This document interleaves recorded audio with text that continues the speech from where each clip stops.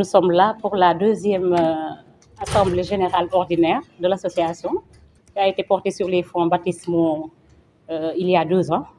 Donc, c'est notre deuxième Assemblée générale. Mais le thème est là, donc résilience, les femmes dans le leadership pour lutter contre les violences basées sur le genre. Vous le constatez tous, c'est la récurrence des violences basées sur le genre.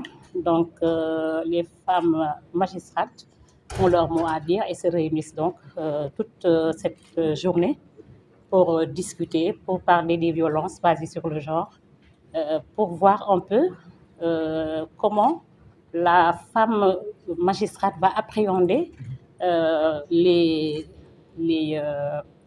violences basées sur le genre, les audiences, l'interrogatoire des victimes comme des accusés, les interrogatoires au niveau des cabinets d'instruction. Alors nous avons à nos côtés des sociologues, le procureur de la République près le tribunal de grande instance de Rufisque. Voilà, nous allons avoir des discussions autour de ce thème.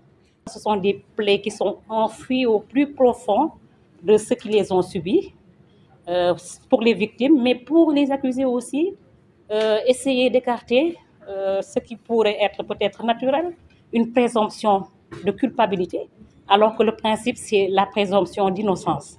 Je crois que nous aurons à débattre et il est sûr que nous pourrons trouver des solutions. En tout cas, nous pourrons échanger sur la façon d'appréhender ce genre de fléau. Ce genre de fléau, c'est devenu un fléau. En tant que représentant du ministère de la Justice, je ne peux que me réjouir du choix de ce thème. Me réjouir parce que en 2020, il a été adopté par l'Assemblée nationale une loi criminalisant le viol et la pédophilie. Et pour la première fois, et je pense que c'était inédit, une loi a été promulguée en audience publique par le président de la République. Mais 5 ans de mise en œuvre, on s'est rendu compte que ce phénomène est toujours d'actualité.